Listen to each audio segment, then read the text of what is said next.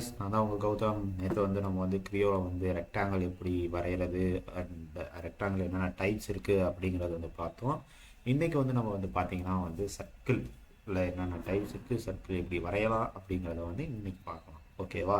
First cryo நான் already open பண்ணி வச்சிட்டேன்.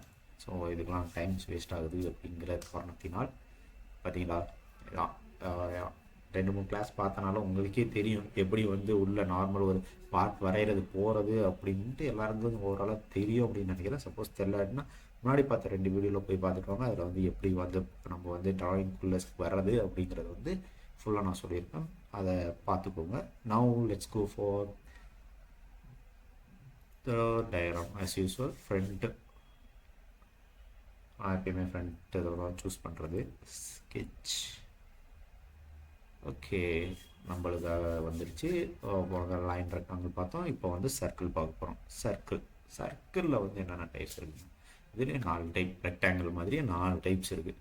என்னென்ன அப்படி பார்த்தீங்கன்னா வந்து சென்டர் அண்ட் பாயிண்ட் அண்ட் வந்து concentric, 3 point and 3 tangent. Centre and பாயிண்ட்டை வந்து கிட்டத்தட்ட ரேடியஸ் அப்படின்னு சொல்லலாம். அதாவது ஹாஃப் டயாமீட்டரில் பாதி தான் ரேடியஸ் சொல்லுவோம். அண்ட் அதை வச்சு தான் நம்ம வந்து என்னென்னு சொல்லுவோம்னா, ஒரு பாயிண்ட்டை வச்சு அங்கேருந்து ஒரு லைன் இழுத்து அதை ஒரு ரொட்டேஷன் விட்றோம். அது ரொட்டேஷனோட ஃபார்ம் ஆகிறது தான் வந்து சர்க்கிள்னு சொல்லணும். ஓகேவா?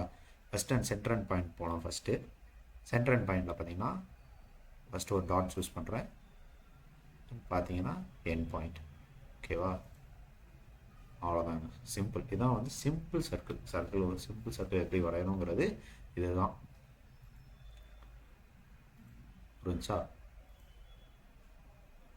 ஓகேவா? அண்ட் அடுத்தது வந்து பார்த்திங்கன்னா என்ன இருக்குது அப்படின்னு பார்த்தீங்கன்னா கான்சென்ட்ரிக்னா ஒன்றும் இல்லைங்க.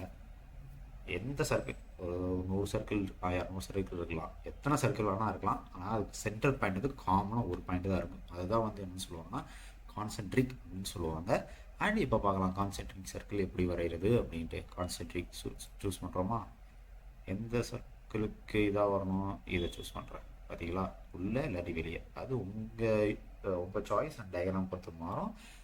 அதை நீங்கள் எப்படி சூஸ் பண்ணுறீங்களோ பார்த்தீங்கன்னா உங்களுக்கு தெரியும். இந்த சென்ட்ரு பாயிண்ட், அதாவது இந்த சென்ட்ரு பாயிண்ட்டை நோக்கி தான் வந்து இந்த கான்சென்ட்ரிக் சர்க்கிள் மூவ் ஆகுது. பார்த்தீங்களா? எப்படி ஒரு ரங்கோலி மாதிரி இருக்குங்க. நம்மளும் ஒரு ஆர்டிஸ்ட் தான். ஓகேவா? என்னடா ஓகேவா? இதான் வந்து என்னன்னு சொல்லுவாங்கன்னா கான்சென்ட்ரிக் சர்க்கிள் அப்படின்னு சொல்லுவாங்க. நோ சாரி, லெட்ஸ் டெலிட்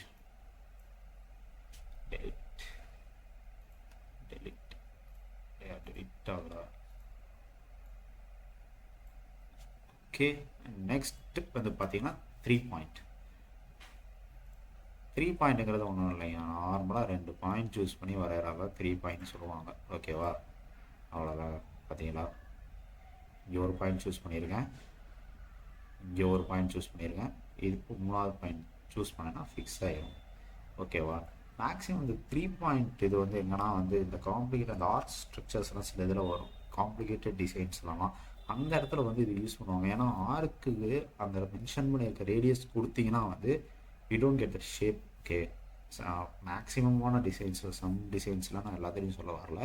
அந்த மாதிரி டைமில் என்ன பண்ணுவோம் அப்படின்னு பார்த்தீங்கன்னா, இந்த மாதிரி இது தேவைப்படுற ரேடியஸில் வந்து இதை நம்ம வரைஞ்சி அதில் என்ன பண்ணுவோம்னா எக்ஸ்ட்ரா இருக்க பார்ட்டை வந்து ட்ரிம் பண்ணிக்குவோம்.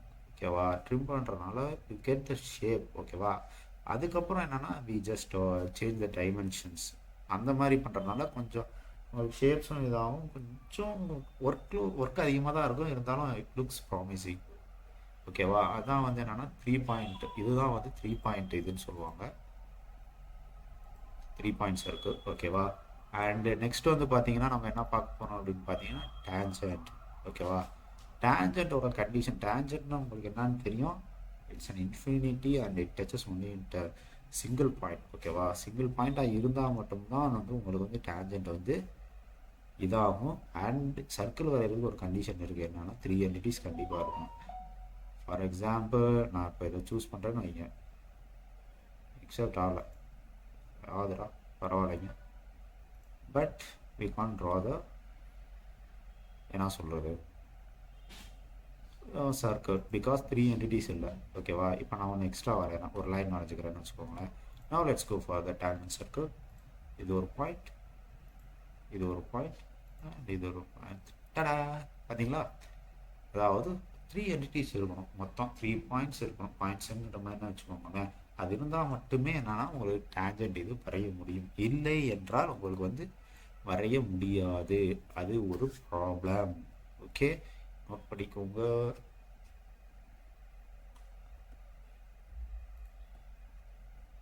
டேட்டாவில்